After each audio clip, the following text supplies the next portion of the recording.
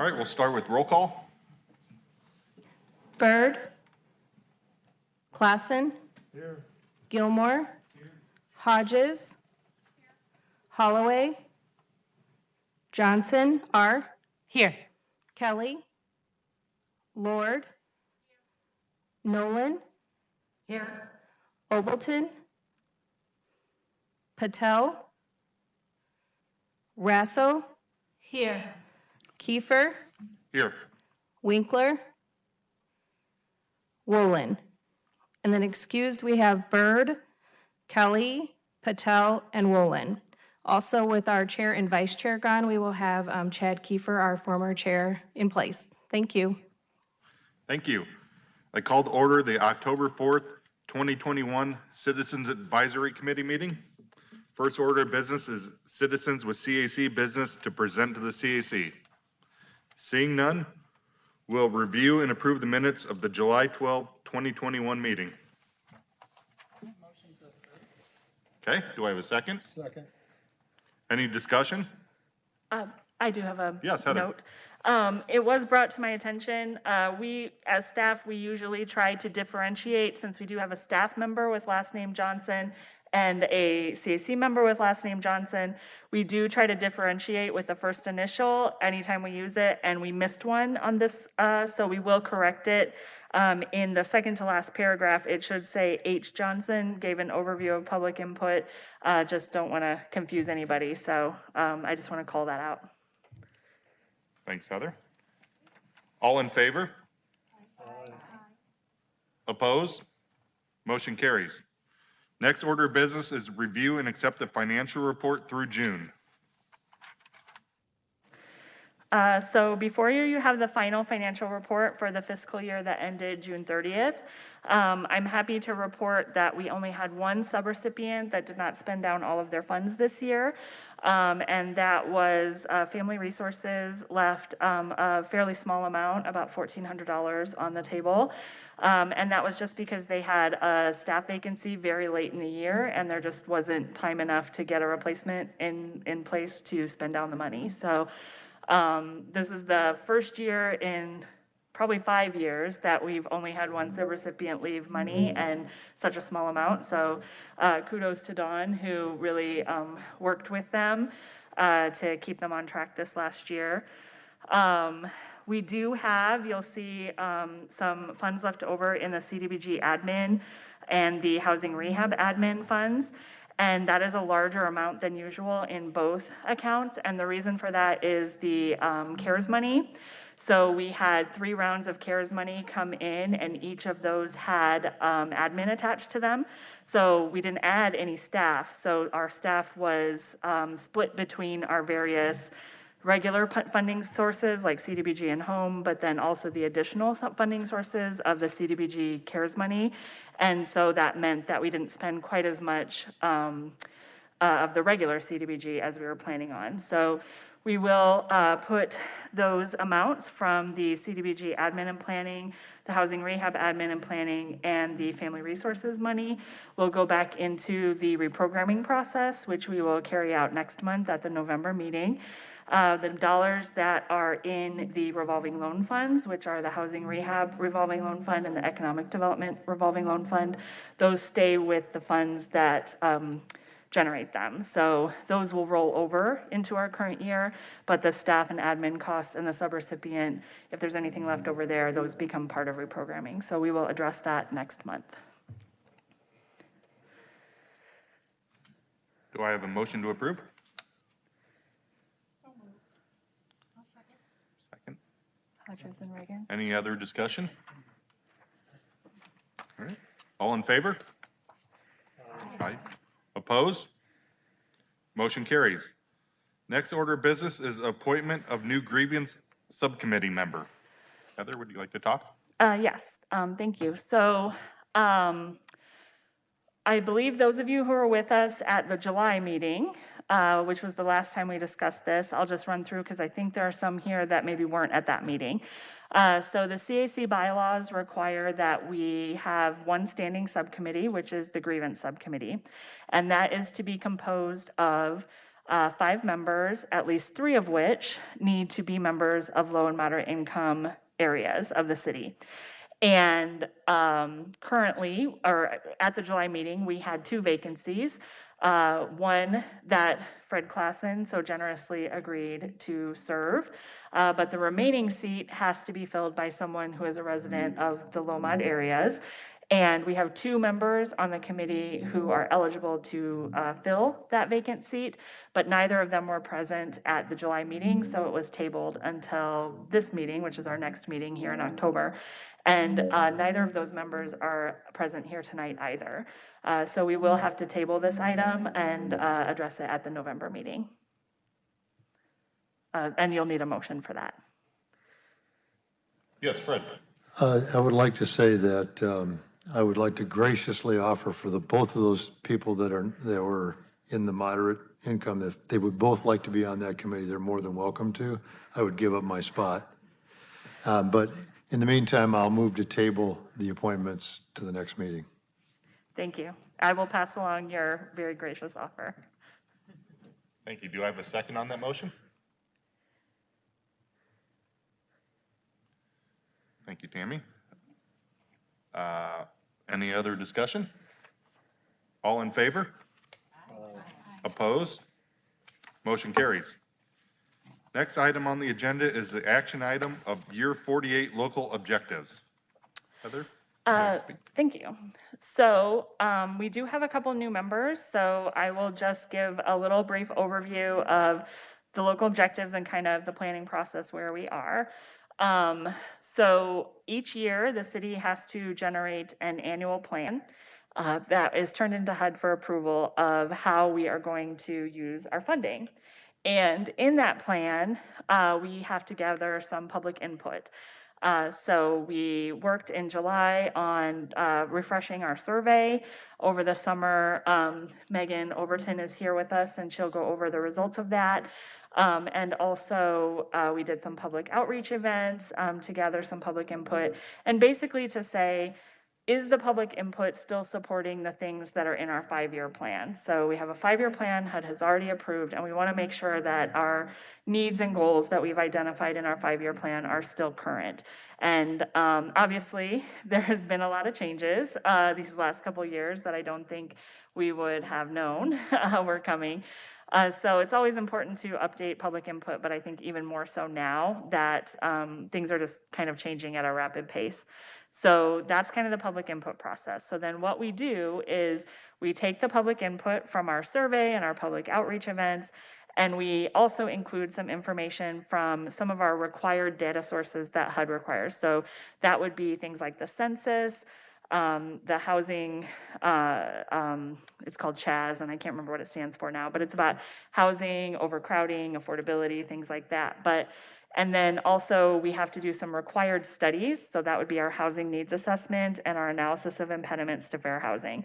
So we take the public input data and then we also use our required studies that we've already contracted and obtained and kind of mush those all together and see if we can find themes of things that are still needed. And so what we do each year is the CAC considers what we call local objectives. And so those would be the objectives for the upcoming program year that will start July 1st of 2022. And you'll have some choices and we'll go over those. I'll let Megan cover the public input aspect first. And then I'll kind of go over what last year's local objectives are and then what your choices are to do with the local objectives for the upcoming year. If that works for everybody. Okay, so kind of as Heather mentioned, we started our public input process at the beginning of August and ran it for about 6 weeks. We collected public input in a variety of ways. We did our online survey, which was also available in paper form. And then we did 3 kind of unofficial open house public input meetings at the farmers market, and then 1 virtual public meeting that was also taped and put on the city's website. So for the online survey, we got approximately 260 responses. For our in-person farmers market open house, I didn't keep track of how many people actually talk to us, but we usually get the best input at the farmer's market. People are more willing to come talk to us. So for that one, we did a map. If you remember from the last meeting in July, we had a map that we showed and we collected input that way. It was a way to actually talk to people about our programs and reach out that way to people. The map from the farmer's market, gotta look at my notes that I gave you guys. The biggest, let's see. So what they were most interested in was, hold on. All right, so they liked affordable housing. They felt were the highest needs in the West Locust Street, Wisconsin Avenue area, which we thought was a little bit surprising. And then they also liked infrastructure in the central city and also on West Kimberly. Economic development needs were the highest on West Locust, Wisconsin, West 53rd Street, which was also kind of a newer area that we hadn't seen in the past. And then public services were the highest around West Kimberly and the Fairmont Street area. So I thought that was very interesting, a little bit more west and not as much central city as we've seen in the past.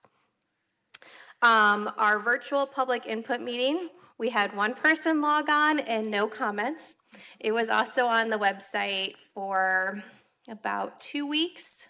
So Kate was like September 2nd through the end of our comment period, which was September 17th. We didn't receive any additional comments for that. And then some interesting things about our actual survey is that this year, which in all past years, it's always said program citywide, but this year it actually flipped and majority of people, not by much, but wanted to see more of a targeted area for our funding versus citywide. And again, it wasn't very by much with 51 versus 49, but that's the first year we've seen it, at least since I've been here, flip that way. Let's see. So the highest prioritized affordable housing is always first, followed by infrastructure, then economic development, and then public services. The highest ranking in affordable housing is the owner-occupied housing rehab, and lowest was lead-based paint. Highest for economic development was job creation and retention, and lowest was the historic preservation of commercial districts. Infrastructure is streets and alleys, and lowest was historic preservation. And then for public services, our highest was mental health services, and the lowest was HIV AIDS services. So that's kind of the overview of all of the public input that we received. And if you have any questions, let me know. I'm just curious, you said you did the in-person, it's Nancy Nolan. And I was curious, do you think you can guesstimate about how many people, 100, 200? No, not that high. I would say on the Wednesday, we had so we did a Wednesday, a Saturday, and a Sunday. The Wednesday, probably maybe like a handful, like maybe like 5 people, as it's a little bit quieter on Wednesday. Sundays, I would say we probably had at least a dozen or so people talk to us, and then Saturday, probably I'd say in the 20 range is my best guess. Right, because the market attracts people regionally, not necessarily. Yeah. And sometimes a lot of people are like, so what are you guys selling? We're like, no, we're not selling anything. So they're usually cautious when they're like, hey, would you answer some questions? I think our map really drew them in though, because they're like, what is this? Yeah. So that was good to have a visual. Yeah, and we had some good giveaways too. And then the respondents on the survey, did I see an amount? How many? About 260. Oh, that's right, you did say that. Yep. Okay. And one thing I would mention just about the survey respondents is that for a city our size, I know sometimes we might think, 200-ish would not be a huge number, but it's actually a fairly good response rate. And I can tell you, we have colleagues and and in other cities around the country who would be very envious to get 260. It's always a challenge to get people engaged and get people willing to take even just a couple of minutes to fill out a survey. It's always been a challenge. But I can say, I think I mentioned last year too, Megan really revamped the survey last year, and I think made it a lot more comprehensive, but also a lot more user-friendly.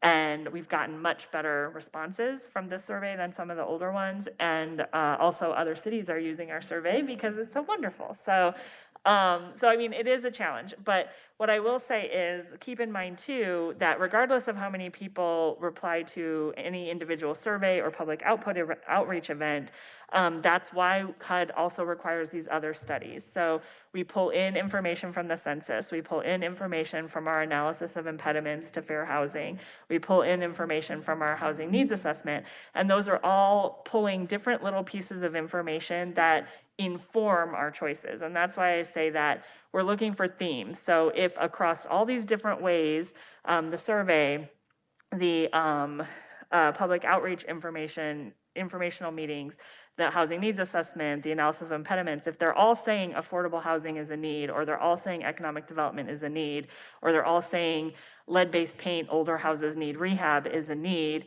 then you know that that's a theme that you can count on, even if your survey responses might be lower than what you might like. So that's why there's in the table there at the end, there are several columns from the different sources of information that we use. And it's trying to pull themes from each of those documents and each of those sources for you to kind of mush together and think about local objectives with. So that's a great background. Thank you very much, Megan, for doing, first of all, for all of the work to do it, but then for going over it with us.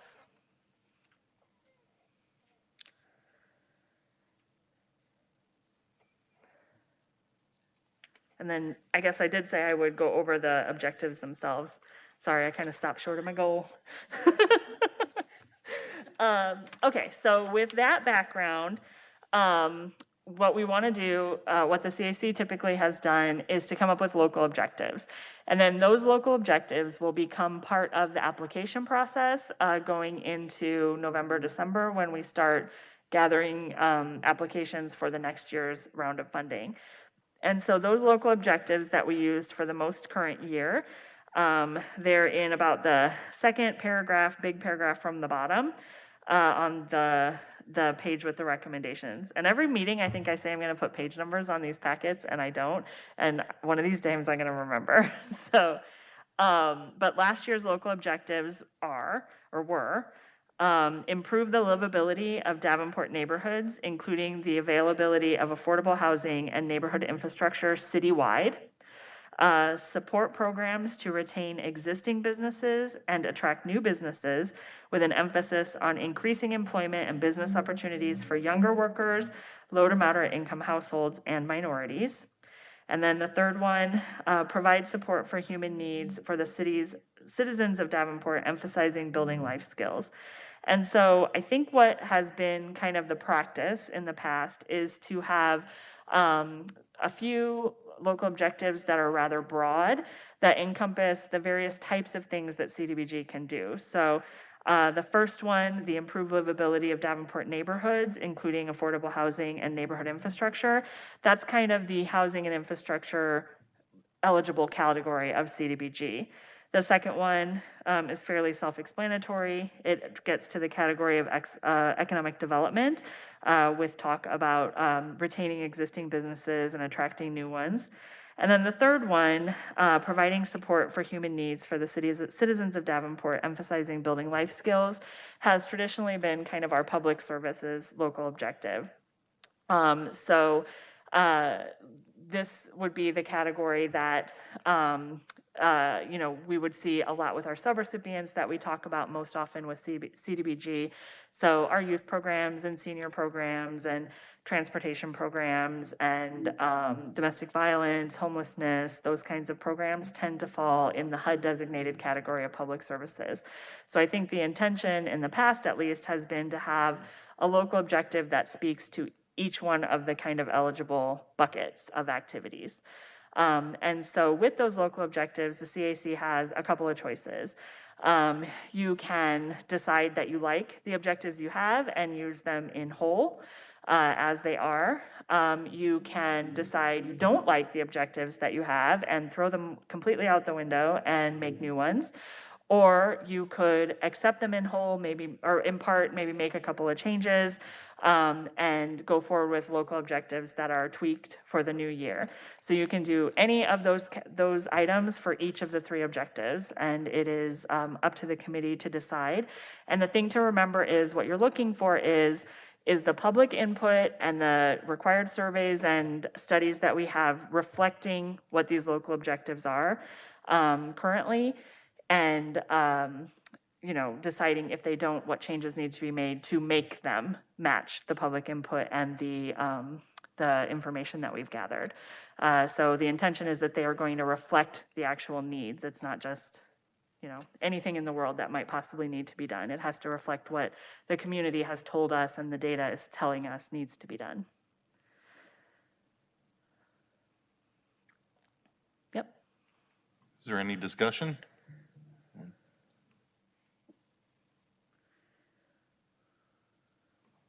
Yes.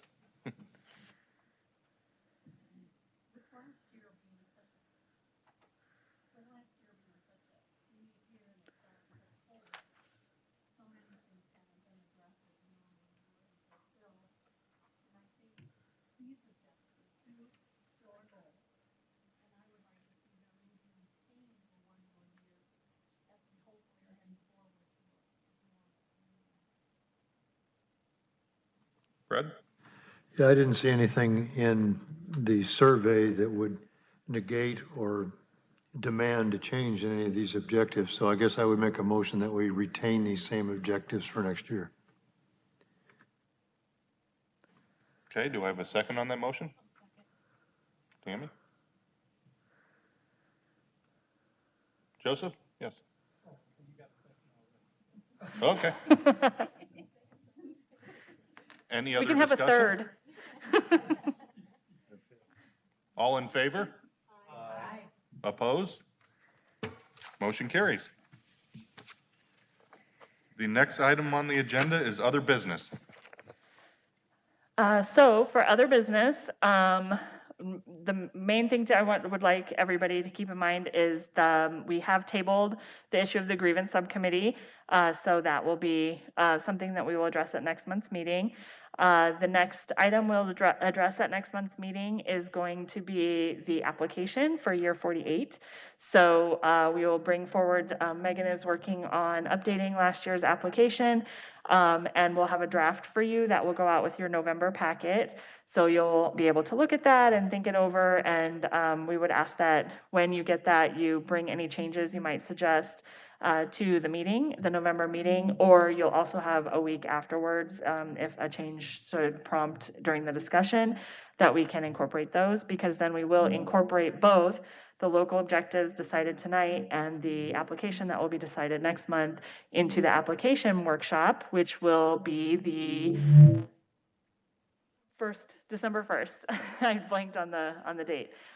So we did discuss the schedule for the application workshop, the application workshop will take place December 1st.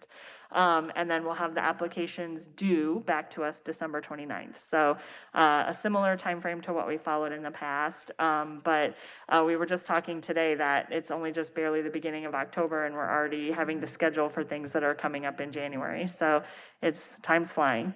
And then the other thing that we will discuss at the November meeting is reprogramming. As I mentioned, we do have, a chunk of funds that are available that we wouldn't have expected to have because of the CARES funding. So we are looking at how we'll be allowed to spend those and what changes we might have to ask of you. I would probably be expecting that, as happened last year, we'll have to ask the CAC to allow entities to be funded above their initial request, just because we have so much money left over that we didn't expect. But we'll have more information for you that next month, but I just wanted to kind of put it in your mind. Other than that, We have no business that's expected. So the other thought to put in your mind is traditionally we do cancel the December meeting.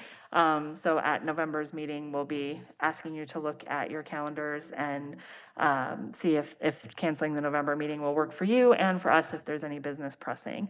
And then the one other thing we will discuss at the November meeting, all this to kind of mentally prepare you, it might be a little bit longer one, have a snack first, but is we have already received one request for an audit extension from a subrecipient.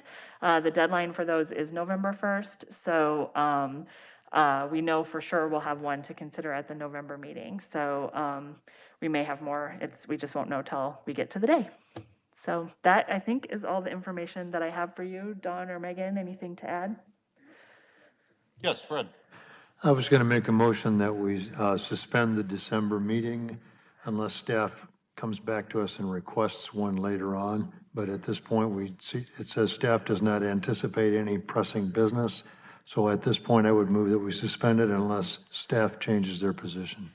I think I was kind of previewing it. I think we can wait, if it's okay with the committee, till next month and make that motion, if that's okay with everybody. I That's think fine. we'll have a better idea of if we, Okay, we'll need I'll to have withdraw it. the motion. Okay, thank you. Nancy? My question is, November 1st is to review the application?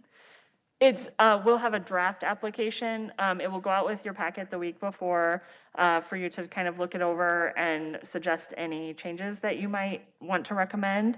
And then we'll discuss the changes at the November 1st meeting.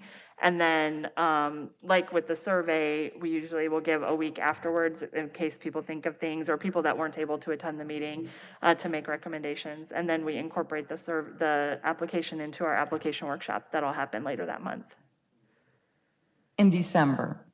At December 1st. So Yeah. at November 1st, we'll consider the application, and then we'll use that December 1st at the application workshop. So what would be the purpose to cancel the November 1st meeting? I'm just, Oh, no, I'm sorry, I think I confused you. We're planning to have the November 1st meeting, but we may end up canceling the December meeting. okay, Sorry, I may have misspoken, and I apologize. that's okay. Yes. There was a lot of cancel and dates coming up, so I probably couldn't keep up with it. Yes, That's sorry okay. about that. That's all right. Everybody be here on November 1st, because we need a quorum. November 1st? November 1st. If we can't, will there be Zoom?